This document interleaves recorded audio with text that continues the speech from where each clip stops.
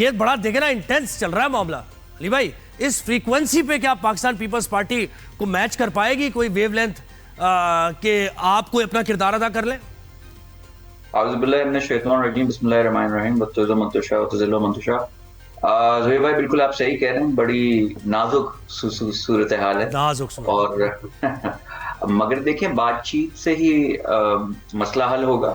I think P T I کے ہمارے دوستوں کو بھی سمجھ جانا چاہیے, انہوں نے باقی ہتھ کنڈے اپنے چلا کے دیکھ لیے, روڈوں پہ بھی آئے, جب بھی کوئی ڈیلیگیشن باہر سے آ رہی ہو اس کو بھی انہوں نے ڈسٹرپٹ کرنے کی کوشش کی, آئی ایم ایف کو بھی خط لکھے, کوششیں انہوں نے پوری کر دی جتنی ہو سکے ان سے کہ ملک کو تباہ کر دیں. مگر اب وہ سمجھ چکے ہیں کہ ان چیزوں سے کچھ نہیں ہونا ہے. ابھی بھی دیکھیں یہ تو ظرف ہے حکومت کا میرے حوالے سے کہ وہ ڈے ون بھی کہہ رہے تھے بھائی ٹیبل پہ آ کے بات کر لو, اور یہ سب ہونے کے باوجود بھی کہہ رہے ہیں نو ہارڈ فیلنگز, آپ آؤ بات کرو جو انسانوں کی طرح جیسے بات کرتے ہیں آن دا ٹیبل. یہ کبھی جیل کے باہر آ جانا, کبھی اسلام آباد پہ دعویٰ بول دینا, کبھی مر جائیں گے, مار دیں گے, کاٹ دیں گے, پیٹ دیں گے, اس قسم کی سیاست, گفتگو, نیریٹو, اشتعال انگیزی نہ ملک کے لیے یہ اچھی ہے, نہ خود پی ٹی آئی کے بانی کے لیے اچھی ہے, نہ یہ پی ٹی آئی کے ورکرز کے لیے اچھی ہے.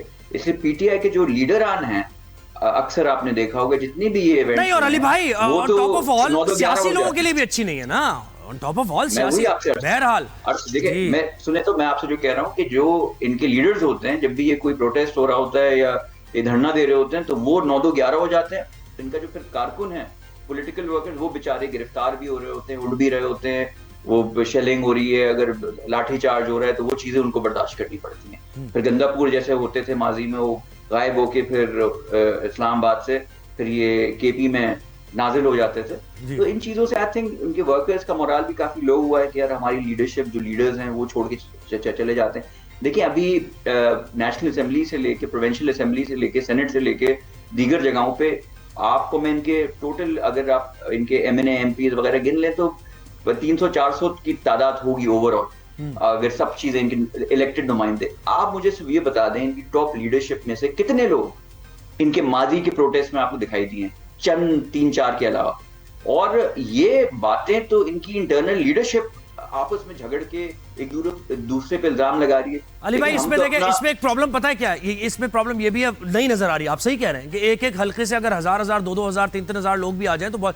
لیکن علی بھائی دیکھیں اس میں بات یہ سیاسی لوگ ہیں, مذاکرات کی بات, یہ کوئی ڈنڈے سوٹے مکے کھانے والے کوئی یہاں پہ کوئی ریسلنگ کا میچ تھوڑی ہو رہا سر. تو یہ بھی دیکھیں نا ماحول بھی ذرا سخت ہے, ماحول بھی سخت ہے.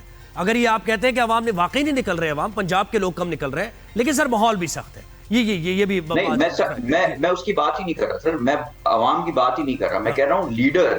مجھے آپ بتا دیں ان کے بڑے لیڈر کتنے نام تھے جو آپ کو باہر نکلنے ہوئے دکھے ان پروٹیسٹ. نہیں بالکل, ہاں یہ آپ صحیح کہہ رہے ہیں, آپ بالکل صحیح, وہ نظر نہیں آ رہے. اچھا اب ہم ذرا اس پر مورال جی احمد اویس صاحب, ایک بار پھر پرائم منسٹر کہہ رہے ہیں کہ مذاکرات کرنے کو تیار.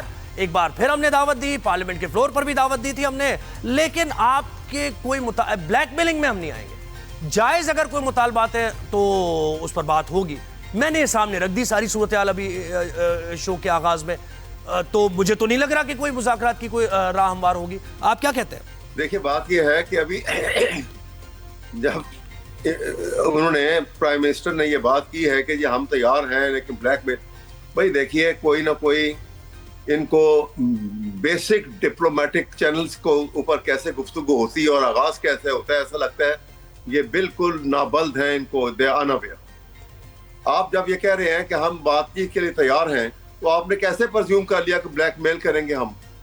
یہ جب مذاکرات کی ٹیبل پہ بیٹھیں گے آپ کو پتہ لگا کہ یہ باتیں ہمیں بلیک میل کر رہے ہیں, آپ اس وقت بتائیں گے. دیکھیں جو سارے آپ کے مطالبات میں نے رکھے ہیں نا وہ سارے بلیک میلنگ ہیں ان کی نظر میں. کوئی بلیک میلنگ نہیں ہے. ابھی میں آپ کو ایک ایک کر کے جواب دیتا ہوں. جی دیکھیے, آپ نے کہا کہ جی وہ کہیں گے کہ جی وہ مینڈیٹ آپ کا مینڈیٹ جو ہے وہ فالس ہے اور آپ مڈ ٹرم الیکشن کروا لیں.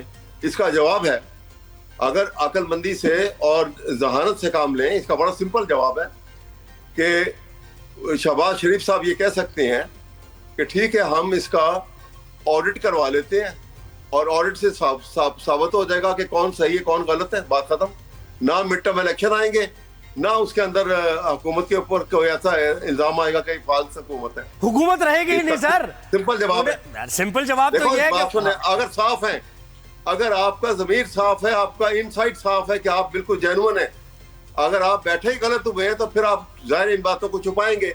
अब अगली बात पे आइए, अब अगली बात आप बताइए, अगला क्या कह रहे हैं आप? अब देखिए, पहली बात तो ये हो गई कि मैंडेट वापस कर दें, यानी कि मिड टर्म इलेक्शन ना हो। दूसरी, आपने मिड टर्म का भी दोनों का साथ जवाब दे दिया।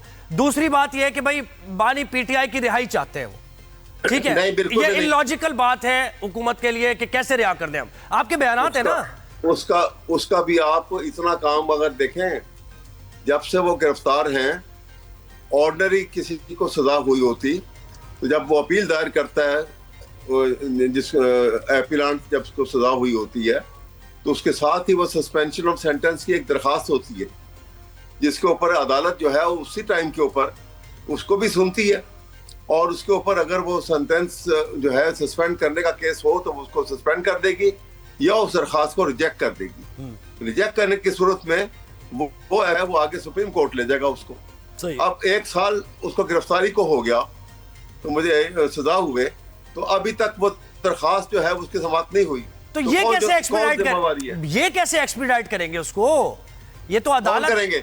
तो कौन करेगा मुझे बताएं? ये तो अदालत करेगी। कानून का जो तरीका है, ड्यू कोर्स, देखिए दो बात, ड्यू कोर्स ऑफ लॉ, सीधा आर्गुमेंट है उनके पास। ड्यू कोर्स ऑफ लॉ ये है, सुने बात सुने, पहली बात तो ये है कि उसके ऊपर डेट ऑफ हियरिंग में प्रोसिक्यूशन ने डेट्स ली है।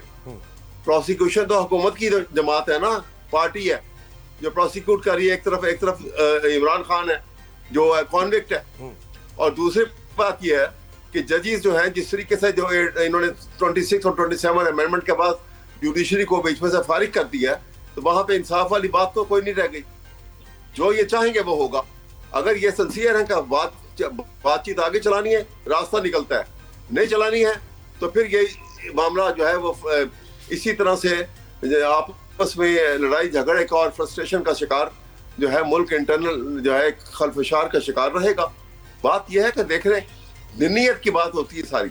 यानी आप ये चाह रहे हैं कि स्मूथली वो अपना सियासी टर्फ भी छोड़ दे, हुकूमत भी छोड़ दे, पावर भी है, तो इन अदर वर्ड्स यही बात हो गई। मुझे अगर फर्ज करें फॉर सेक ऑफ आर्गुमेंट, अगर पीटीआई ये मुज़ाकरात की पेशकश पर अपने कुछ पॉइंट्स लेके जाती है, वो क्या लेके जाएगी मुमकिन तौर पर अगर लेके जाती? पाकिस्तानी पॉइंट सुने, वो लेके जाएगी पॉइंट, पाकिस्तान में रूल ऑफ लॉ को बहाल करो, पाकिस्तान के अंदर कॉन्स्टिट्यूशन ओरिजिनल शेप के अंदर बहाल हो। ये अमेंडमेंट गलत आई है क्योंकि 26वीं अमेंडमेंट जब आई है उसमें सेनेट की अभी एक सूबे का इलेक्शन ही मुकम्मल नहीं था, और बगैर ये फेडरेशन है, चारों सूबे मिलके पाकिस्तान बनाते हैं, और चारों सूबों में इक्वल तादाद होती है सेनेटर्स की, और उनकी तादाद के बगैर ही आपने अमेंडमेंट कर ली तो ये एक सूबे का जायज एतराज होगा कि ये तो आपने एक सूबे को माइनस करके आपने अमेंडमेंट की है,